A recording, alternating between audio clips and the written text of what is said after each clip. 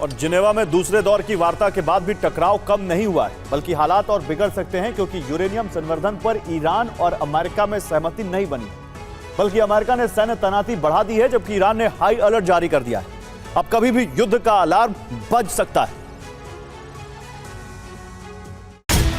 जिसमें अमेरिका की तरफ से साफ कहा गया है कि ईरान को कभी भी परमाणु बम नहीं बनाने दिया जाएगा। 3 साल के लिए यूरेनियम संवर्धन पर रोक लगाई जाए। यूरेनियम संवर्धन का कंट्रोल भी अमेरिका ले सकता है। मिसाइल प्रोग्राम पूरी तरह से बंद किया जाए। मिसाइलों की रेंज 300 किलोमीटर से कम की जाए। ईरान की तेल सप्लाई पर अमेरिका निगरानी रखेगा। और वार्ता विफल हुई तो अमेरिका ईरान के तेल ठिकानों पर हमले कर सकता है, जिससे ईरान में तेल संकट पैदा हो जाए। पहला ऑयल फील्ड अहवाज है, जो खुजेस्तान में पड़ता है। इसकी क्षमता 945,000 बैरल प्रतिदिन है, जिससे 1100 किलोमीटर लंबी पाइपलाइन से पोर्ट तक तेल जाता है। खुजेस्तान में ही मारून ऑयल फील्ड है, जिसकी क्षमता 520,000 बैरल प्रतिदिन है। इससे 960 किलोमीटर पाइपलाइन पोर्ट तक पहुंचती है। इससे आगे खुजेस्तान में अगजारी ऑयल फील्ड है, जिसकी क्षमता 480,000 बैरल प्रतिदिन है। पाइपलाइन 800 किलोमीटर लंबी है।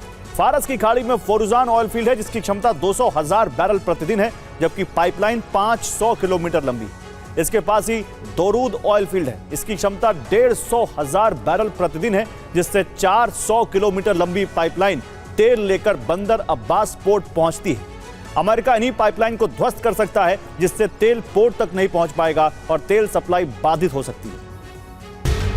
अमेरिका की तरफ से ट्रंप के विशेष दूत स्टीव विटकॉफ, जेरेड कुशनर और सेंटकॉम कमांडर ब्रैड कूपर, जबकि ईरान की तरफ से शामिल होने वालों में विदेश मंत्री अब्बास अरागची, उप विदेश मंत्री माजिद तख्त रवांची।